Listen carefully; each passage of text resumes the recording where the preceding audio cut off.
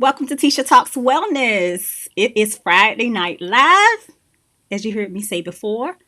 This channel is all about personal growth, mental wellness, and emotional regulation. All the stuff, you have to know to be a good person, to be well. Most importantly, feel well and have, be able to manage your mental health. On Fridays, we review research. We review mental health related research and we talk about it, we discuss it, we analyze it, and then we figure out what the takeaway is. Like, how can we use this in our own life to manage our own mental health? Hey, playback viewers, if you are watching this on playback, always thinking of you. I appreciate you for watching the video. Just like as the live visitors, please come in and subscribe and like. That is the best way to support me, and it's free. You can like the video, share the video, and most importantly, subscribe, because I want you to come back. So let's get started. The question of the night is creativity a coping skill? So what we're going to do is we're going to review the research, of course. Then we're going to make sure we answer these questions. Who is the creative person? How is creativity used as a coping skill? And how can we apply this to our real life? Because y'all already know sometimes the research can be a little wordy. Of course, that doesn't bother me. I love to read. I love to learn. So as we read, if you're new here, we're going to look up some words. If it's something we don't understand, we're going to look it up. We're going to do our Googles. We're going to read most of the article. We went a little long last time, y'all. So let's see how this goes. But we're going to read the most important parts and, get the meat of it and figure out what does this research say and how can we use it. I love referencing research when it comes to mental health because, first of all, for the most part, it can be trusted because, the internet is a wild place. The internet can be very wild. So a lot of times there's a lot of misinformation, a lot of confusion about mental health terms, who can diagnosis, what's a diagnosis, what's not, symptoms, and it gets confusing. So a lot of times we're just saying the words mental health. We are talking about these terms, but we, one, don't understand them, either using them wrong or we're seeing extreme cases. I'm a fan of taking the research and figuring out how each of us can use it in our own life. Because if you're on my channel, I always stress mental health and mental wellness is an ongoing lifetime thing. It's not just something you address when you need to go to the hospital or you're having a hard time. You manage it. You do preventative things to manage it and to make sure you feel good and that you feel healthy. And when things happen, because life be lifing, life is going to happen, you figure out how to address it so you can be well and carry on and recover. So a lot of times I reference research because I want you and I to have the correct information and understand that people do this. They do the work. They research it. They do experiments. They do all the hard work. Now, I don't want to conduct research yet, hence why I probably won't be going back to get a doctoral degree. However, I really am thankful for the people who spend the time and research it and write the articles and publish it for free. Which brings us to the article.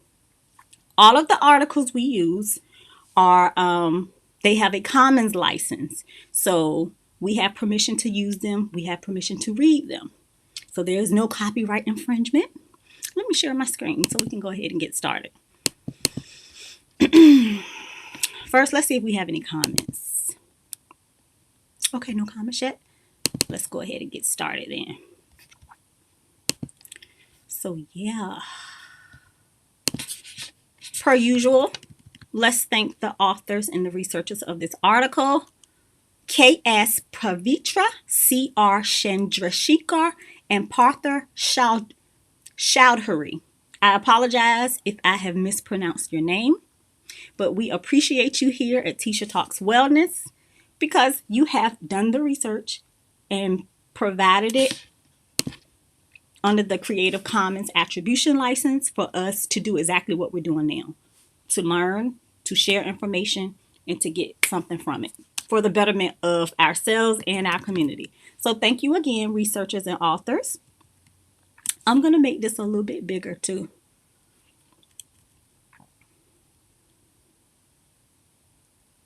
When you guys come in, if you cannot see this on your screen, if you're on a phone, let me know. I can always make this bigger. Let's go back.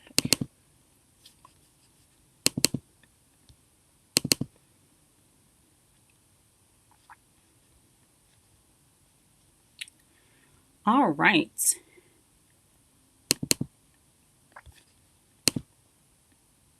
So the title of the article is Creativity and Mental Health, a profile of writers and musicians. Now, I wanted to do this live on creativity and mental health because I feel like I'm a creative person. As a matter of fact, I'm one of the people who feels like everyone can do something creative. I don't think everyone is a creator, like a person that just deep down, that's a part of their identity. But I think every single person alive can do something creative. And I myself happen to engage in creative activities as a coping skill. I've been a creator for a job. Hopefully I can grow this channel and work full time as a creative. But either way, I incorporate in creativity in everything I do. As a mental health professional, I have always done groups. As a matter of fact, last year I did a free group with children using art and artistic projects as a way for coping and to incorporate it in group counseling. I'm always going to do something creative. So I do consider myself a creative. Now, the running joke about creatives is you have to be a little off or you're not well mentally. The more talented you are, the more, you're not, mentally, you're not well. That's like the running joke. But you rarely hear about creativity as the driving force in mental health or good mental health. And when I saw this article, first of all, it's under the common attribution license. So I'm like, okay, check, we can use it. And then it said writers and musicians. Now don't let that throw you off. Even though this particular article is talking specifically about writers and musicians, we can always learn something from it. We're going to get something from this article. So as usual, the article link is going to be placed after the live is posted. If you want to pull up the article yourself, you can look at you can either Google the title or the link is right here. You can see it. It's on the National Institute of Mental Health. But we're going to go ahead and get started. This article is from the Indian Journal of Psychiatry. And let's go ahead and read the abstract. Creativity and its link with mental health have always been speculated about. However, there have been a handful of methodological sound studies to clearly establish the relationship between creativity and mental health. The objective of the study, therefore, was to examine the psychiatric, and here they use morbidity, but morbidity, I'm going to be tongue-tied because y'all know I got big teeth. We already went over this. And I have an overbite and I grind my teeth. So I'm not going to be flubbing that word up, but morbidity means a mental health diagnosis or mental illness. Psychiatric mental health diagnosis, stress profile, coping skills, and personality profile in creative versus non-creative population. So they're going to compare creativity. They're going to compare how people consider creative handle stress versus people who do not consider themselves as creative. They're going to compare how they deal with stress. I like that. So 40 writers, 40 musicians, and 40 controls chosen after randomization who met the inclusion and exclusion criteria constituted the sample of the study. All the subjects were administered GHQ-28, scan for all GHQ positives, perceived stress scale and coping checklist, and NEO-FFI.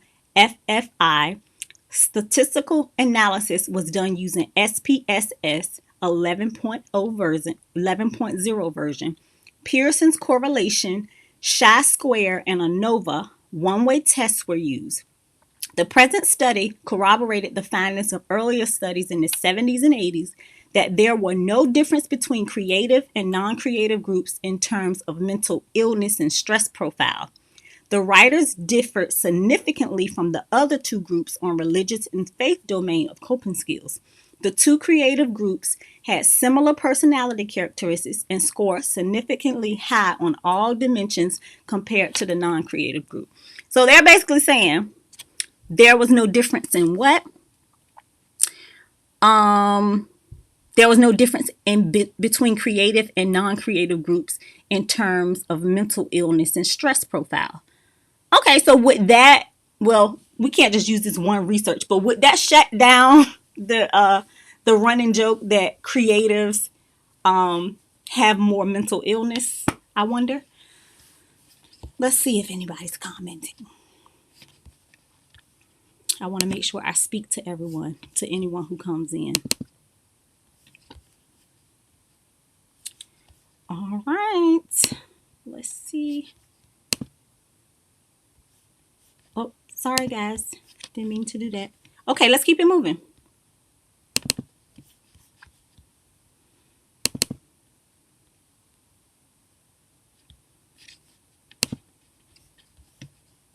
Keywords are creativity, mental health, writers, musician.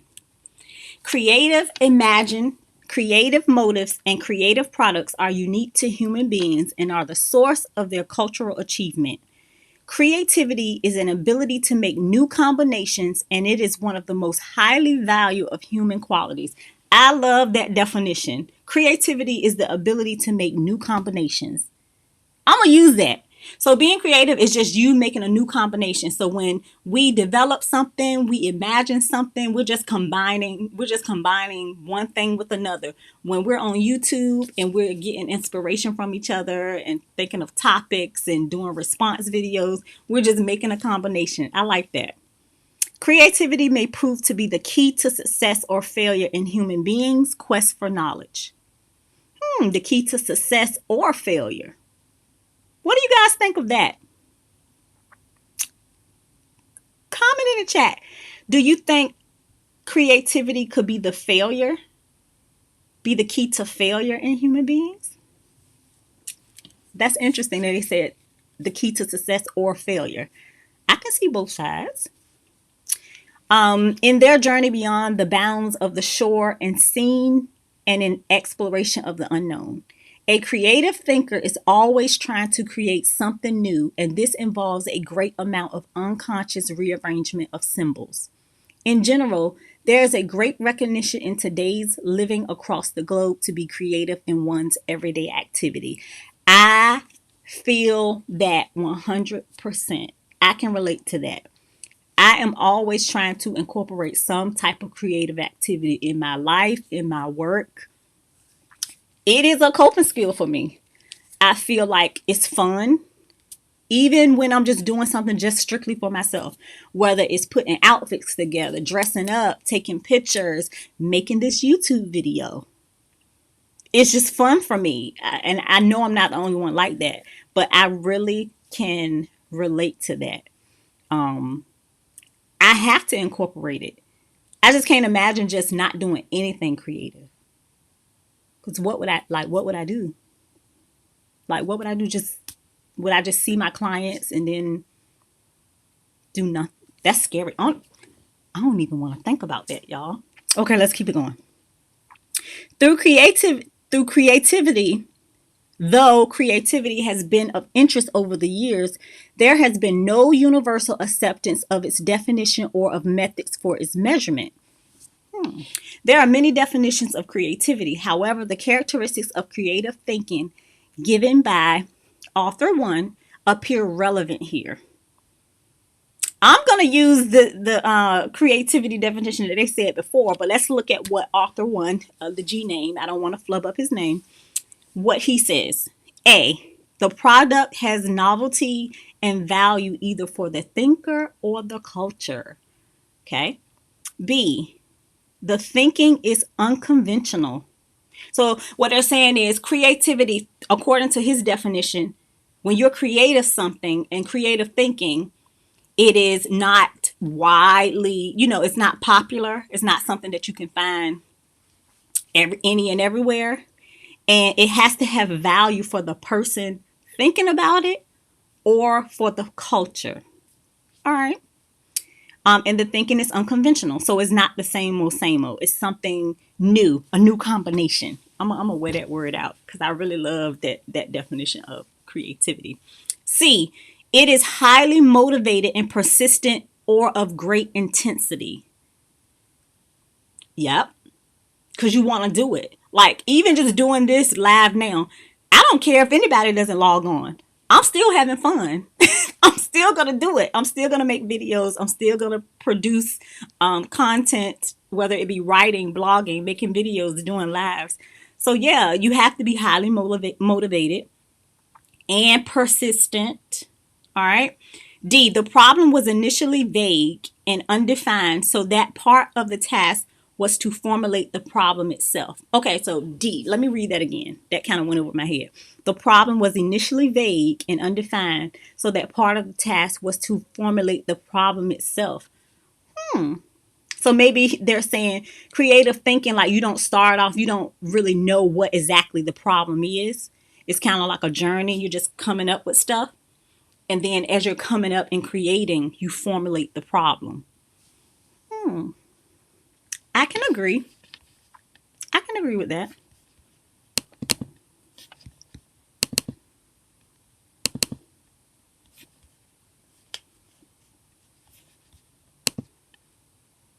Okay. There have been 3 distinct stages in the conceptualization of creativity.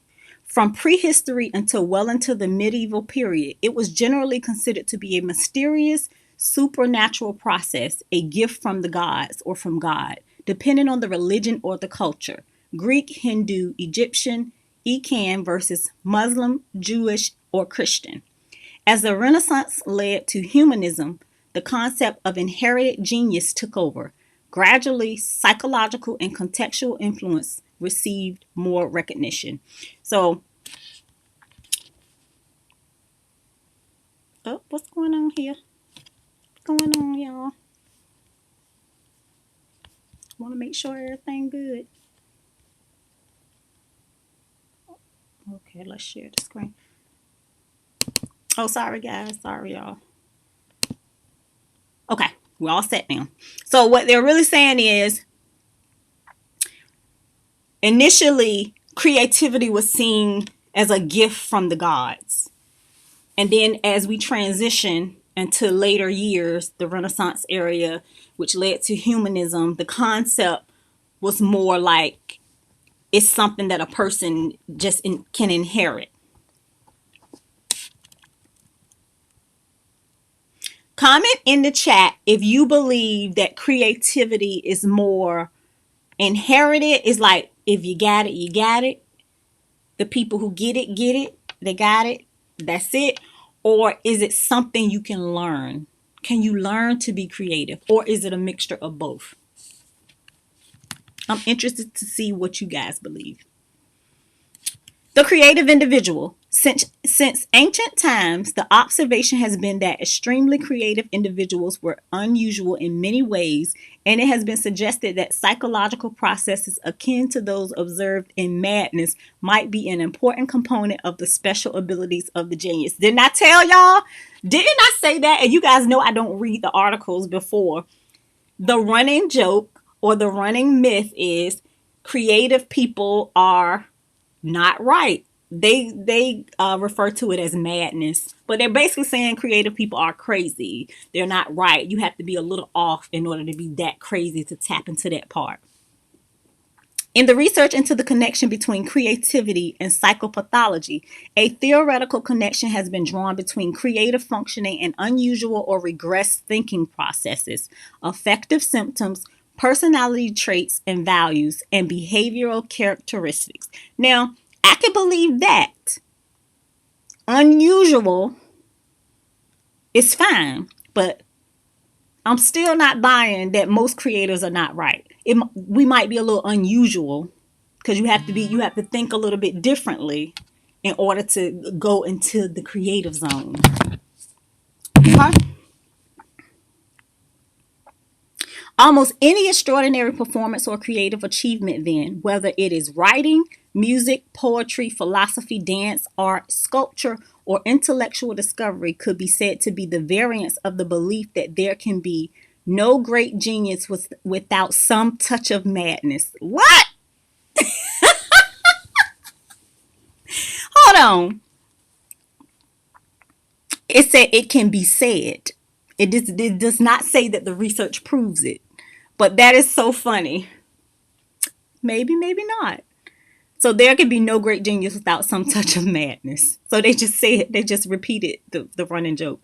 References to famous emotionally disturbed artists, writers, poets, composers, scientists, and philosophers: Vincent van Gogh, Franz Kafka, Edward Munch, Ezra Pound, Delmore Schwartz, William Cowper, Ernest Hemingway, Frederick, not gonna pronounce it, can't pronounce his name.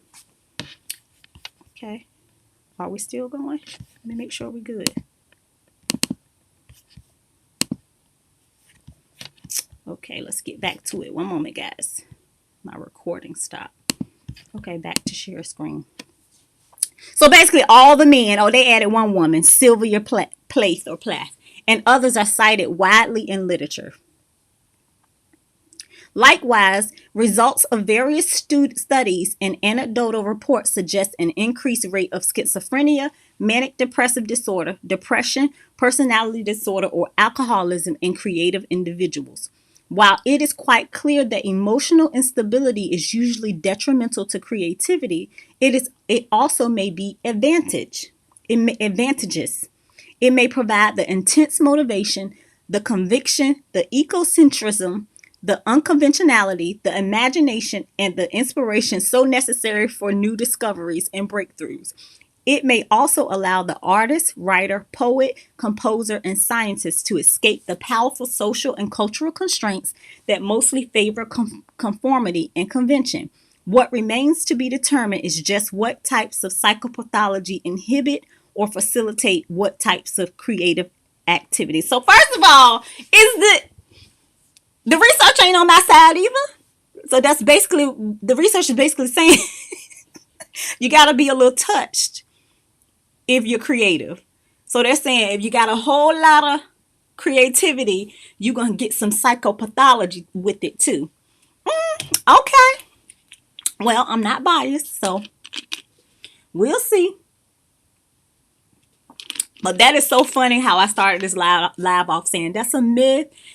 Creative people are not crazy. Creative people don't necessarily have to have a mental health issue. And then the research is basically saying the opposite.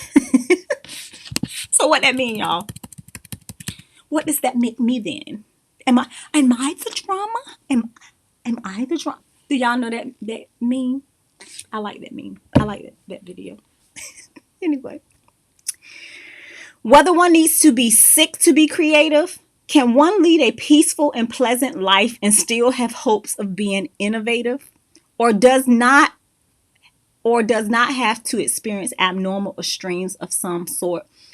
All jokes aside, I've heard in several documentaries and spoken to artists, people who do music and stuff. And I've seen it on documentaries too, when people do their life story or their biographies, where some of them who use drugs, they say, "Oh, I'm my most creative when I'm high," or "I'm more creative. I was more creative when I was on drugs." And this might bring some validity to that. They may really feel less inhibited when they're on the drug, so they feel like they can tap deeper into the creativeness. But is there another way?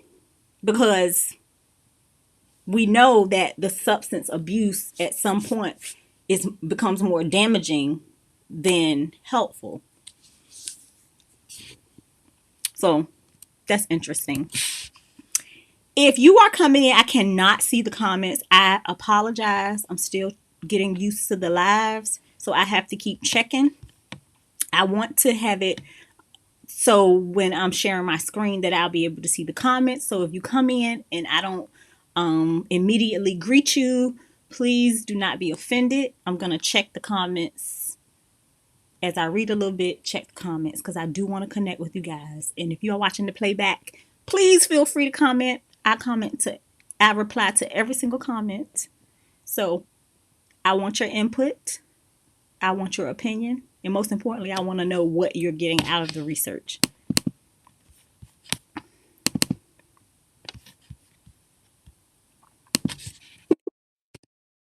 Okay.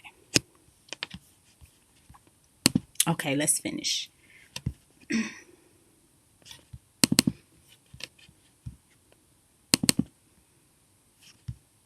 All right. A basic difficulty is that despite the intriguing nature of such reports, the relationship between creativity and insanity may be, I don't know that word. Let's look that up, y'all. Do y'all know that word? Apocryphal? What does that mean? APOCRY. Because one thing I'm going to do is look up a word. Apocryphal. It means doubtful in authenticity. So false.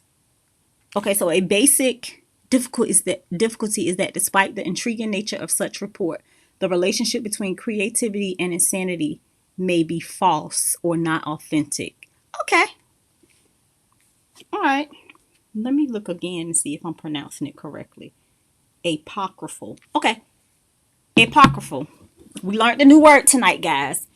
So the relationship between insanity and creativity may be not authentic. It may be false. Okay, 1 point for me. Many other artists, writers, poets, composers, and scientists presumably have led reasonably sane, emotional, stable lives. All right, okay. Another point for me. Umpteen creators are sane. William Shakespeare, Albert Einstein, Jules Henry, Poincaré, Walt Whitman, William J. More white men, but y'all get the drift. Y'all get the drift. Reports such as the Stanford 35-year follow-up study of over 1,000 geniuses, Ellis' psychobiographical study of the eminent men, the McKinnon study of creativity in architects, and others suggest a connection between creativity and mental health rather than mental illness. Okay? Team good mental health, team sanity over here. So I like the way they presented what one side. Now they're presenting the other side. I like. I'm just having too much fun reading research papers on a Friday evening. Comment if you like to read. I just love to learn. This is my way of staying out of school because I cannot afford another degree. My mental health cannot afford another degree. But I am all for learning and reading like this. All right. I done lost my place, y'all. Running my mouth. Okay. These conflicting results leave many key questions unanswered. Is mental illness essential or merely incidental to the creative process? Comment in the chat. Do you think a person has to be a little mentally ill in order to tap into creativity? Do psychosis and mood disturbances, intoxications, or severe character deficits serve as sources of inspiration, allowing innovators to perceive reality in novel ways, or do they inhibit creativity? I think a little bit of both. Because too much, if you say that you have to be mentally ill or you have to lean towards needing some type of mental health support, or you have some type of mental health issue in order to tap into the creativity, if you go to the other side of the spectrum, it will inhibit creativity. I just talked about how people who struggle with substance use issues, at some point, they don't They say that the drug may help, but if you become so dependent on the drug and it starts to affect your daily living, you won't even get a chance to be creative because everything is affected negatively. Your thinking, your perception, your physical health, your mental health, your emotional health. So I guess a little bit of both. Like it, but I would lean more towards no, you can be creative and mentally healthy. Do psychosis? Oh, I already read that. Do mental symptoms or emotional distress represent the consequence of creative activity? The price to be extracted for relentlessly pursuing the unknown, as Carl Jung might claim, or the impetus for discovery and innovation. Hmm. Yeah, that is what Carl Jung said. To my counseling peeps, if you work in mental health or had any type of mental health education, you know Carl Jung is one of the founding, you know, researchers, counselors in regards to, you know, what America sees our mental health education system. All right, I don't know.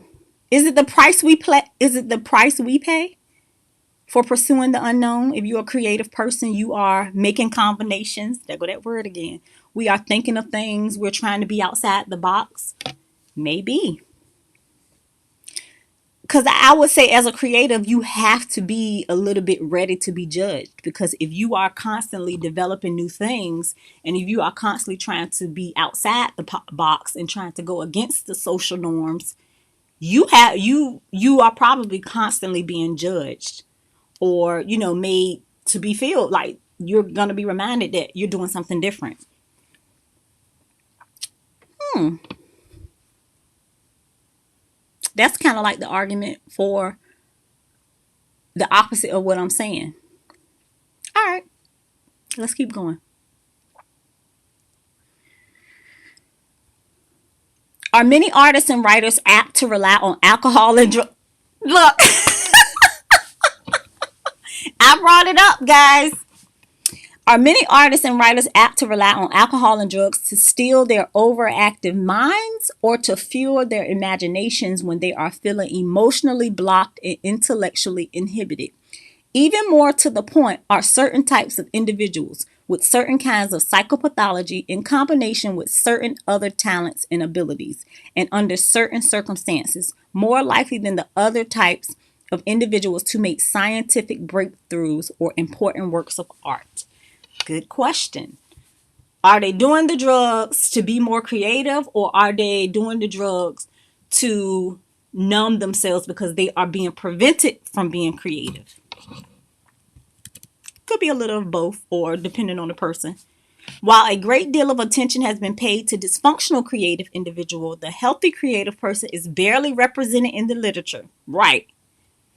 It might prove worthwhile to look closely at the lives of creative person with less dramatic life history, since they may serve as positive models others may emulate.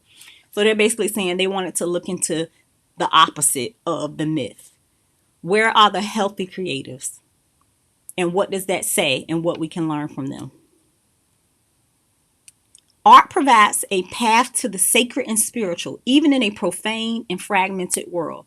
We need to encourage creativity and creative people in our midst. We also need to find more effective ways to prevent, treat, and destigmatize mental illnesses of all kinds.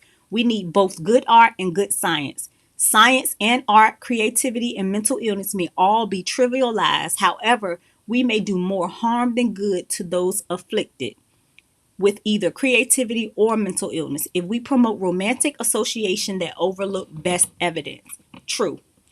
So they're saying we play a lot about creativity and mental health, like I was saying, the myth, the running joke, but we need to we can focus on both and take what the science says and be more supportive of people who have mental health issues and support the arts.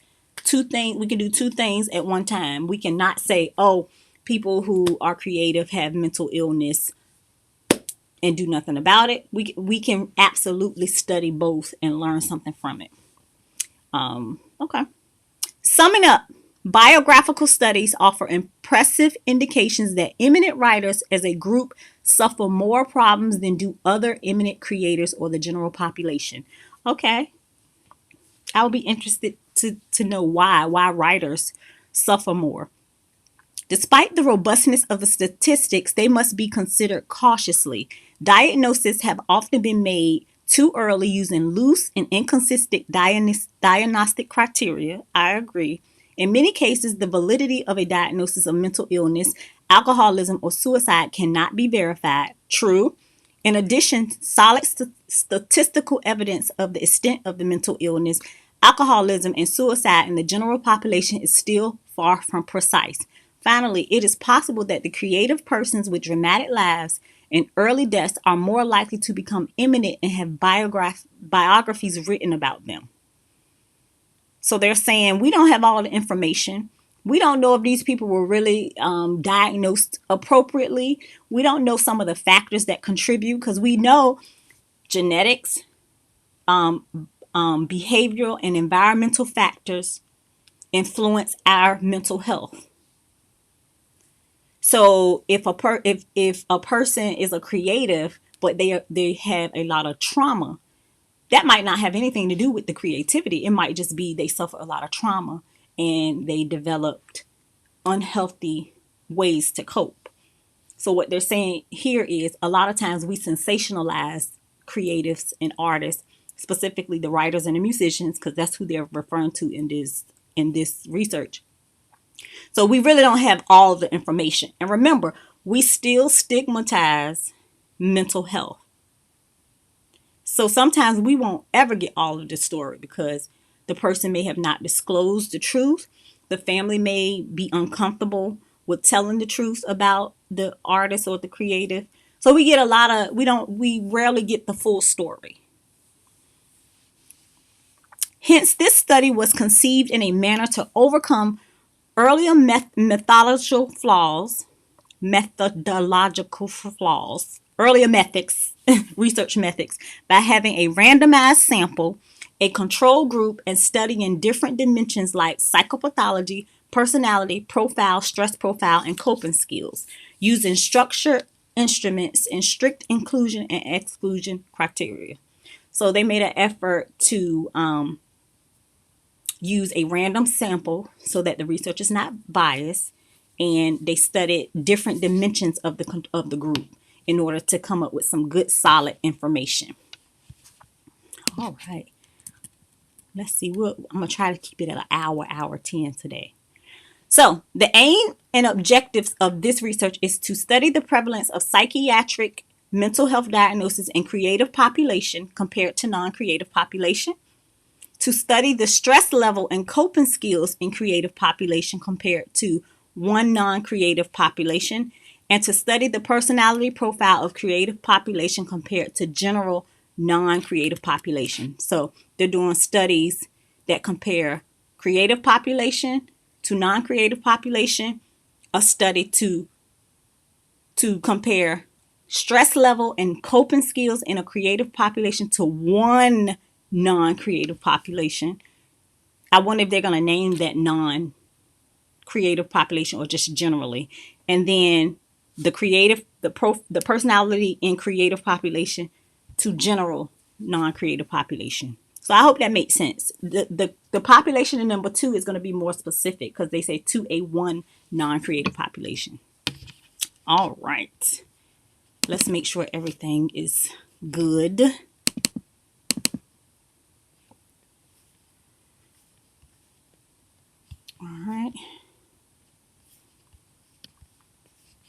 All right. Let's keep it going.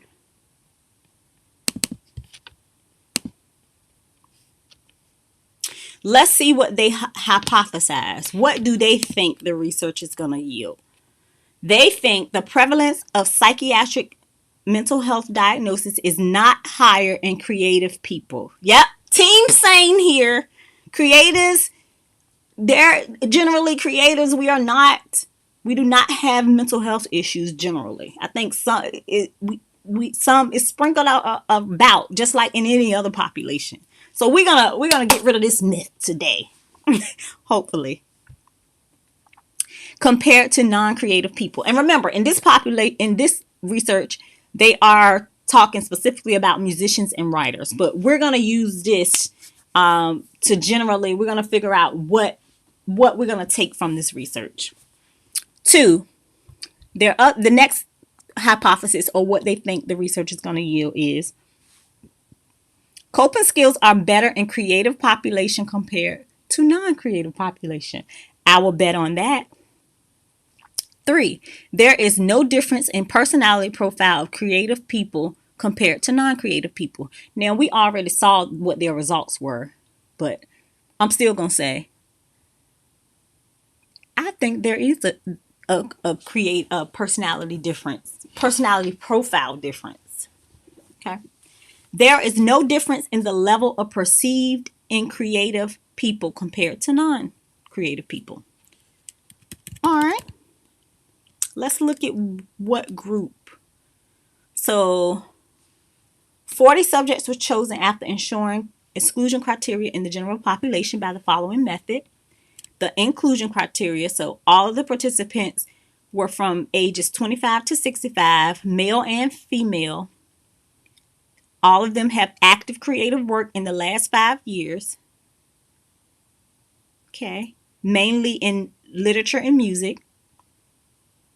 And most of the writers were based in Bangalore, and musicians with inclusion in the respective directories, availability of a written informed consent. All right, instrumentals. So they used screening and checklists,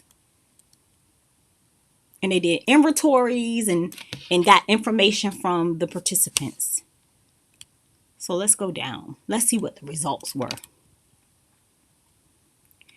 A total of 120 Bangalore-based people, 40 each in groups of musicians, writers, and non-creatives who met the inclusion criteria were included in the study. There were 63 women and 57 men with a mean of 48.4.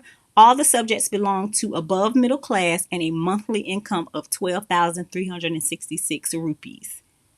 So middle class people, which we have to keep in mind. Do you think this research results would be different if they did lower middle class or people who made less money, not considered middle class? Would the results be different? I would guess so. Okay, tables. We don't have to go through the tables.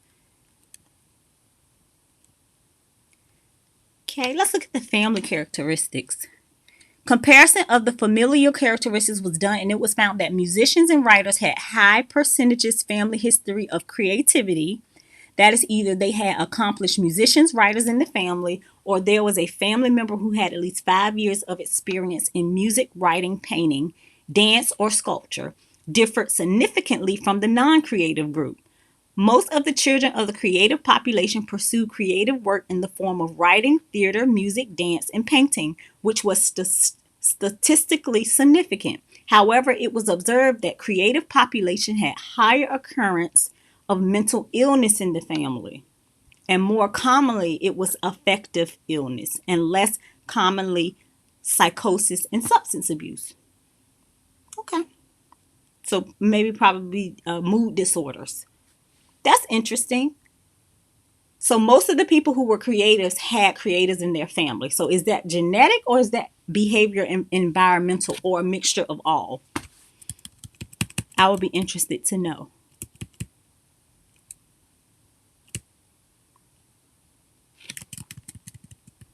Okay.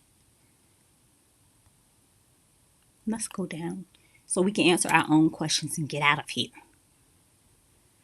Psychopathology, which means having a mental health issue or issue of the psyche, the psychology of the person. All of the groups were administered GHQ-28, and 44 members scored above 5 on the scale, which was the cutoff to administer scan.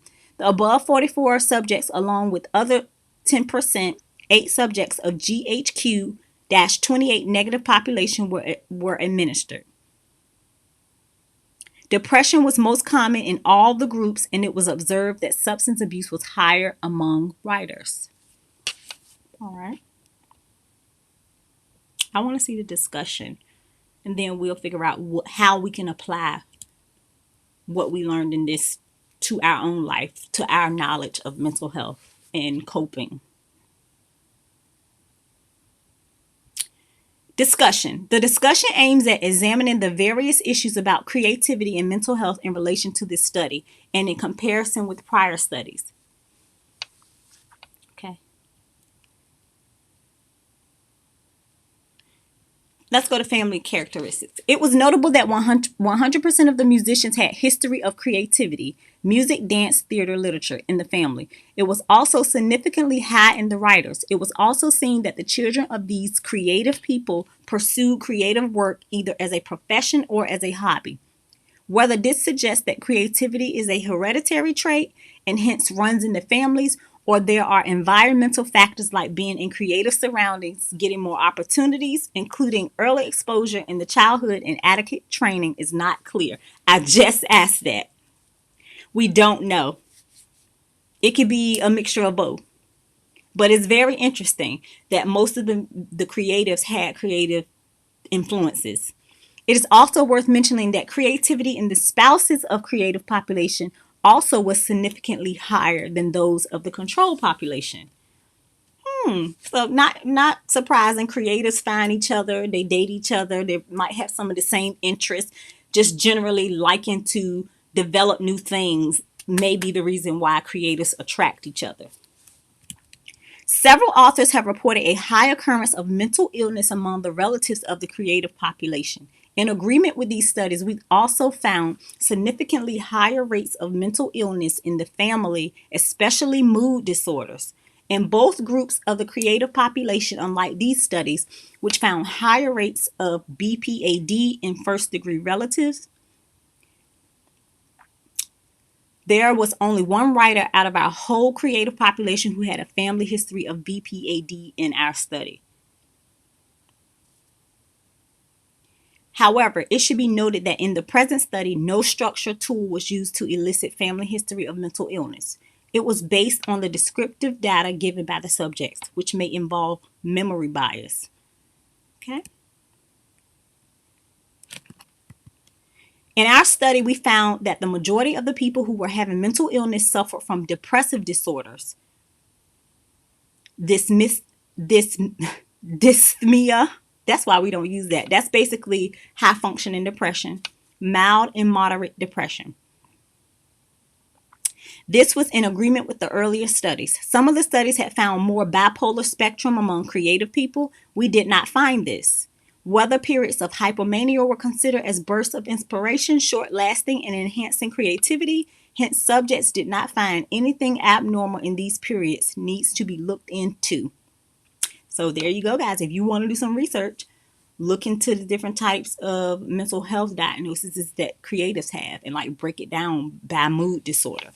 However, in our study, we administered a structured interview. None of them had any evidence of hypomania, cyclemia,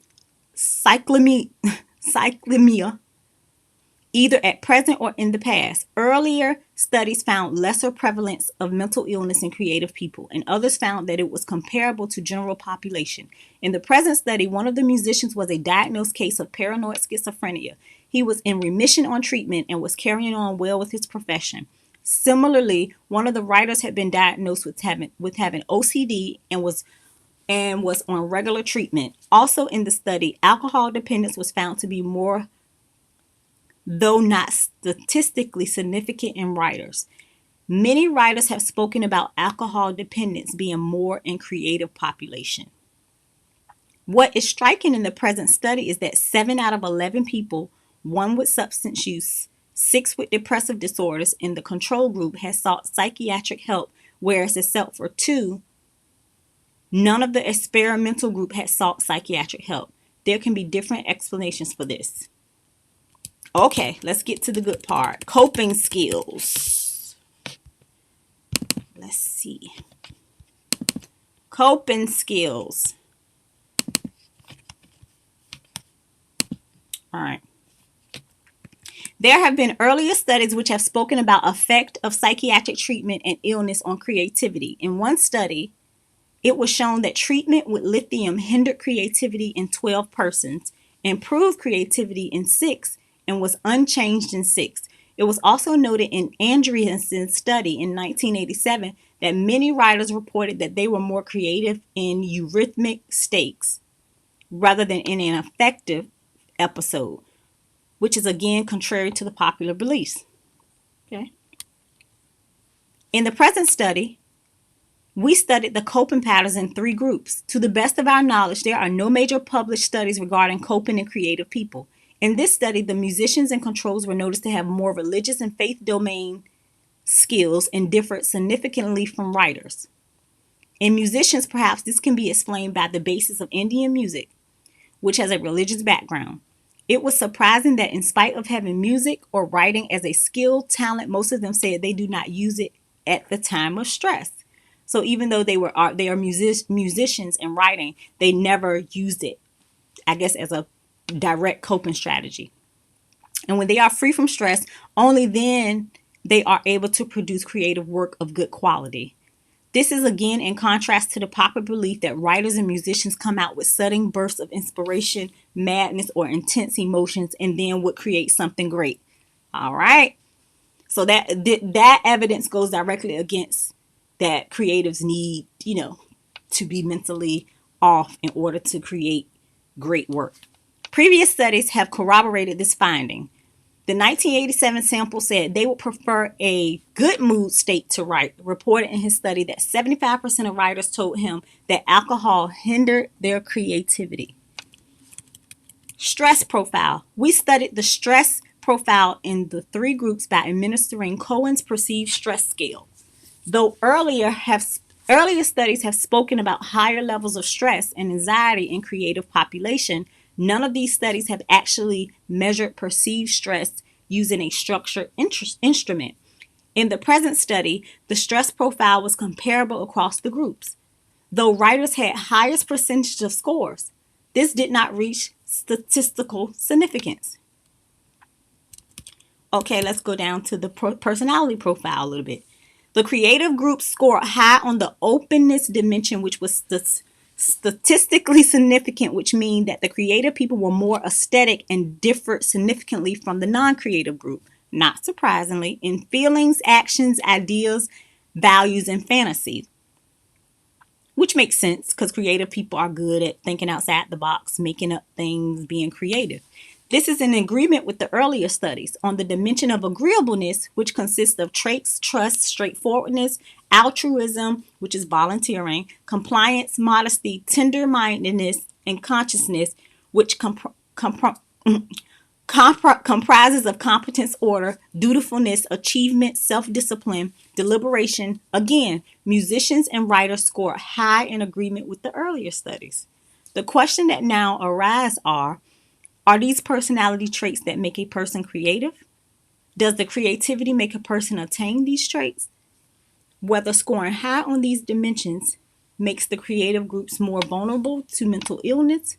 Are they protected because of their creativity, though they have higher scores on these dimensions? Is there no role of the personality characteristics in making a person more vulnerable to mental illness? That was a lot. Good questions. I think we could go on all night about if the creativity has any bearing on those personality traits or vice versa. Okay?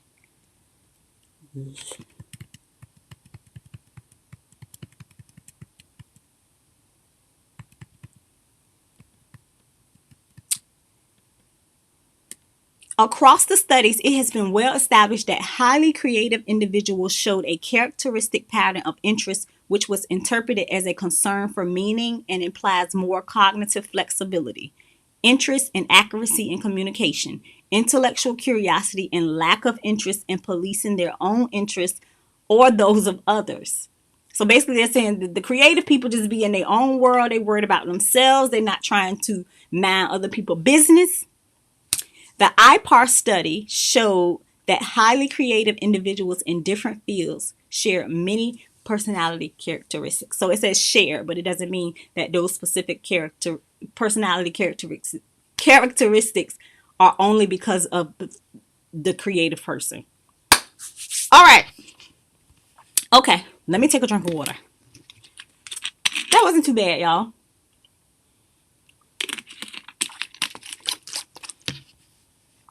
The biggest takeaway for me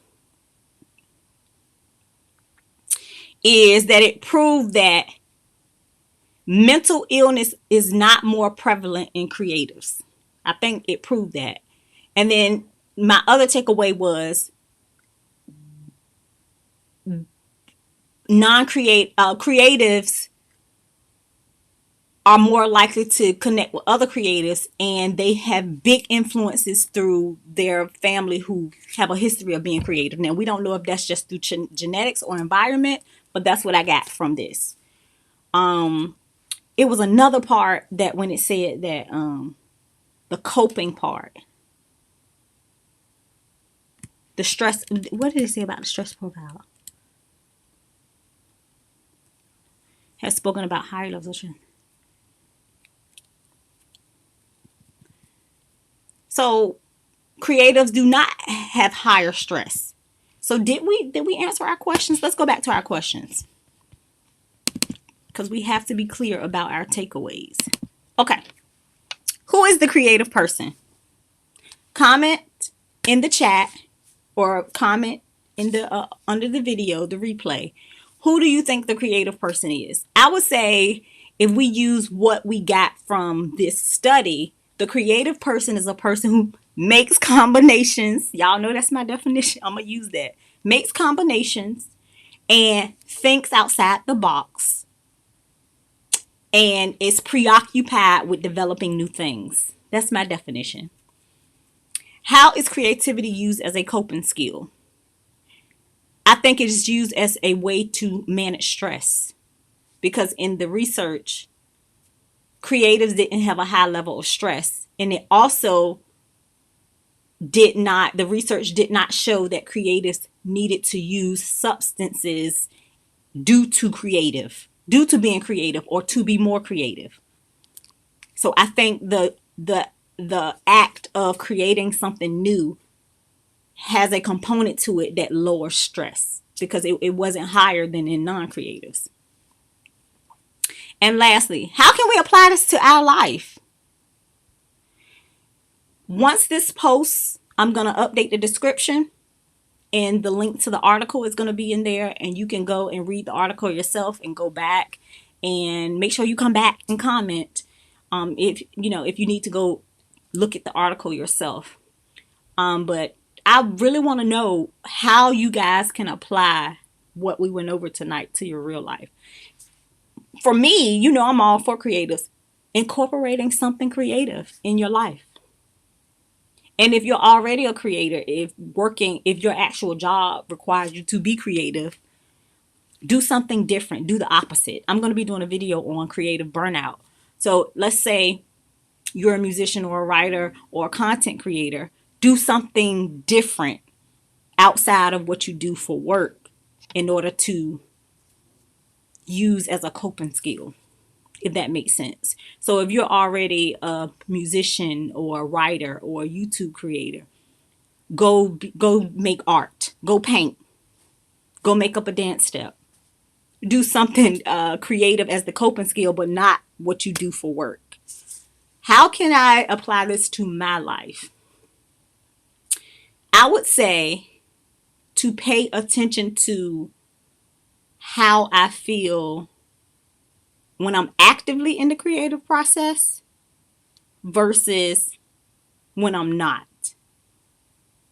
And to pay attention to how often I'm doing something creative, and does that have a bearing on how I feel mentally. Now, I would say, yes, it has a positive bearing. It has a positive influence, because I'm always doing something creative. I'm always incorporating something creative. But I'm going to just pay attention to it, being that I'm moving in a direction towards becoming a full-time creator, wanting to do more creative activities as a way to make money. So I'm really going to pay attention to that, because will that change my stress levels? Maybe. So hopefully you guys were able to learn something from tonight. I enjoyed myself. I had a good time. I'll see you every Friday. If you have an article you want to submit, remember, make sure it is under a copyright license where we can share it and read it. Otherwise, we could get hit with the copyright strike, and we don't want to do that.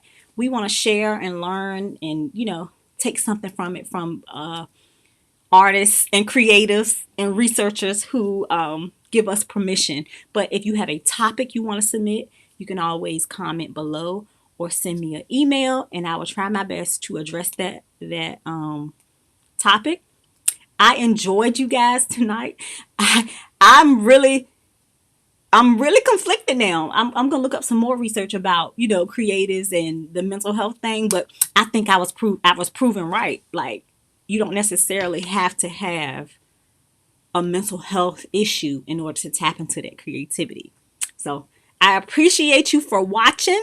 If you are not subscribed, please support the channel by subscribing. I will be posting a couple videos this week. So make sure you are subscribed. Make sure you hit the bell so you know every time I post something.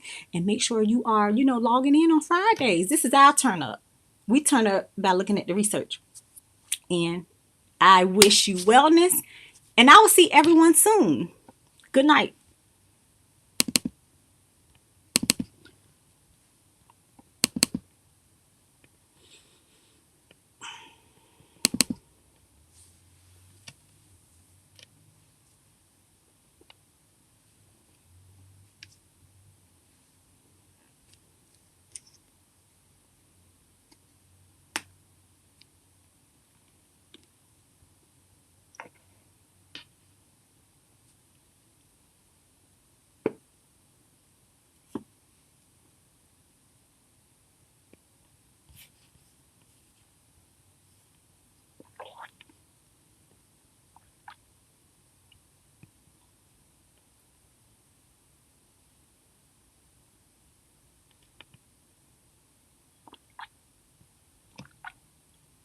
Is someone here? Welcome. We're just finishing up. I hope you can catch the playback.